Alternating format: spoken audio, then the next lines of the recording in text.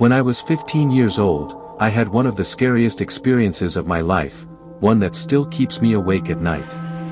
We lived in a quiet suburban neighborhood.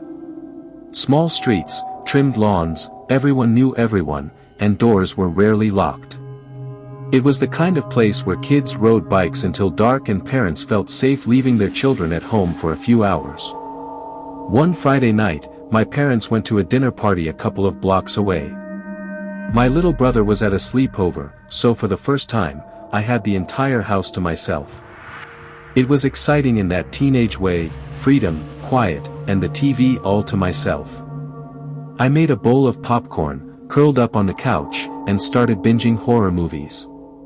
Around 10 p.m., during one of the quieter moments in the film, I heard something faint outside.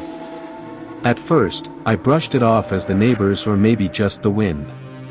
But then it came again, a slow, deliberate scraping sound against the living room window. I froze. The curtains were drawn, but I swear I could hear something brushing the glass. I muted the TV and held my breath. A few seconds of silence passed, then came a light tapping. It wasn't random, it was rhythmic. I gathered enough courage to peek through a tiny gap in the curtain. My stomach dropped. There was a man standing outside.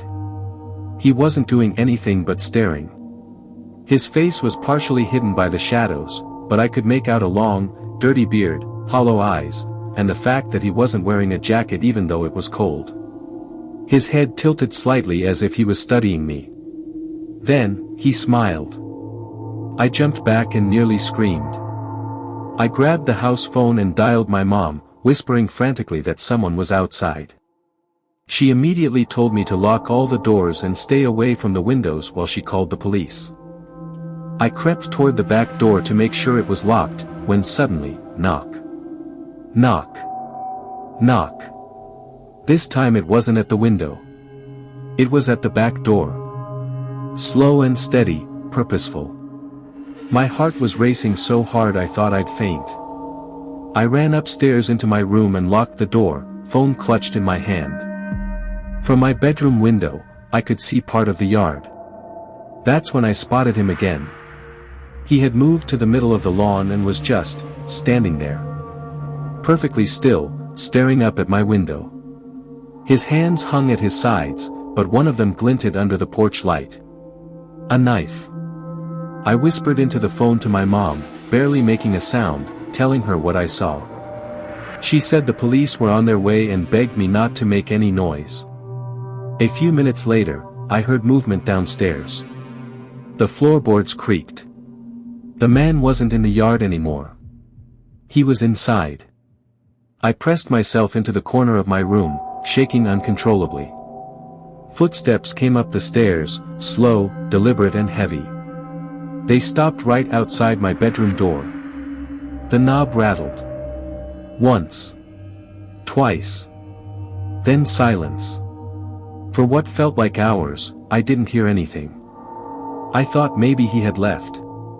But then, through the thin crack under the door, I saw something that made my blood run cold, shadows. Movement. He was still there. Waiting.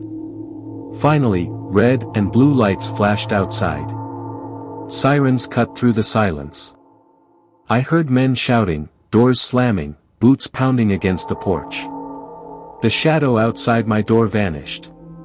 The police found the back door lock broken and muddy boot prints all through the downstairs. But the man himself? Gone. They searched the neighborhood for hours, but they never caught him. To this day, I don't know how he got in, or why he chose my house.